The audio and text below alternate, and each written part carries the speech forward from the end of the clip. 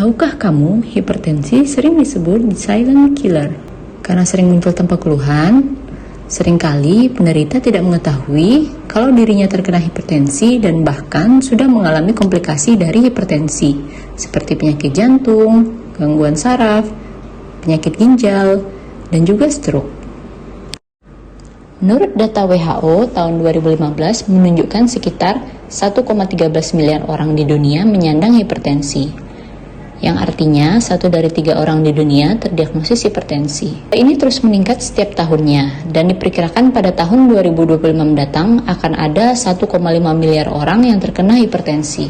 Kabupaten Bangka merupakan kabupaten yang penderita hipertensinya mendapatkan pelayanan kesehatan terbanyak, yaitu 86,8%. Atau sekitar 55.897 orang.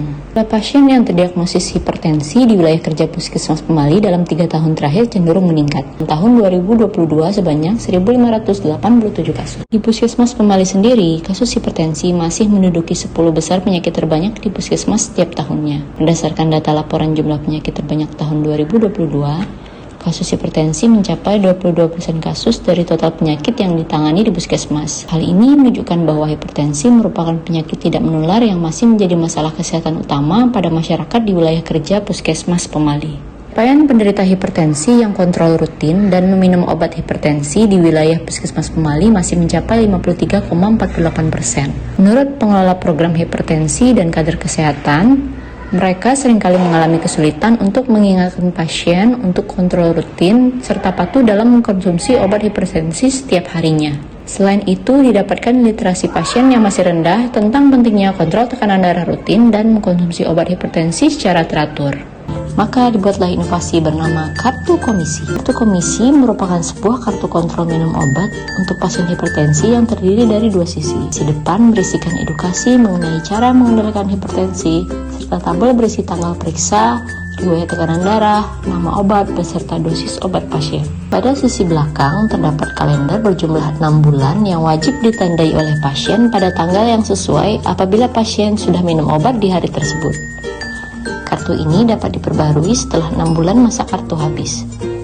Kartu ini juga dapat dibawa kemanapun saat pasien memeriksakan tekanan darah, supaya dokter yang memeriksa dapat melanjutkan terapi yang sesuai dengan kondisi pasien. Sosialisasi inovasi dilakukan pada pegawai puskesmas pada Lokmin bulan Januari tahun 2023. Selanjutnya dilakukan penyuluhan mengenai hipertensi serta pengenalan terhadap kartu komisi pada pasien hipertensi di Puskesmas Pemali, terutama bagi penderita hipertensi yang tidak terkontrol.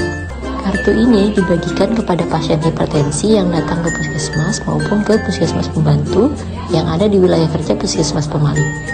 Dari hasil evaluasi terhadap tekanan darah pasien setelah pemberian kartu komisi pada 50 orang, didapatkan distribusi sampel berdasarkan jenis kelamin yaitu 35 pasien perempuan dan 15 orang laki-laki. Dengan distribusi usia terbanyak ditemukan pada rentang usia 46 sampai 59 tahun. Usia pasien termuda yaitu berusia 34 tahun dan yang paling tua berusia 78 tahun. Nilai tekanan darah pasien setelah diberikan kartu komisi ini mengalami penurunan yang signifikan bagi mereka yang kontrol rutin dan minum obat teratur, yaitu sekitar 80%.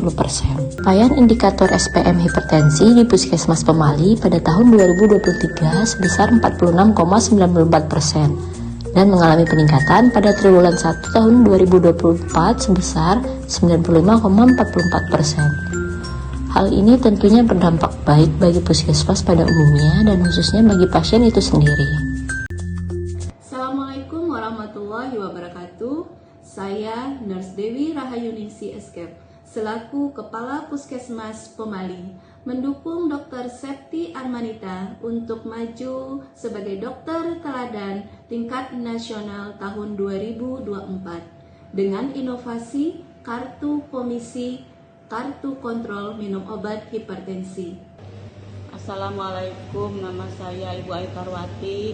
Saya semenjak pakai kartu ini minum obatnya rutin, kontrolnya rutin. Hipertensi tidak dapat disembuhkan, namun dapat dikontrol dengan terapi yang sesuai. Kartu ini dapat membantu, terutama bagi pasien yang mudah lupa serta memiliki regimen pengobatan kompleks seperti hipertensi. Samping itu, pasien tetap harus mengendalikan hipertensi dengan menerapkan perilaku patuh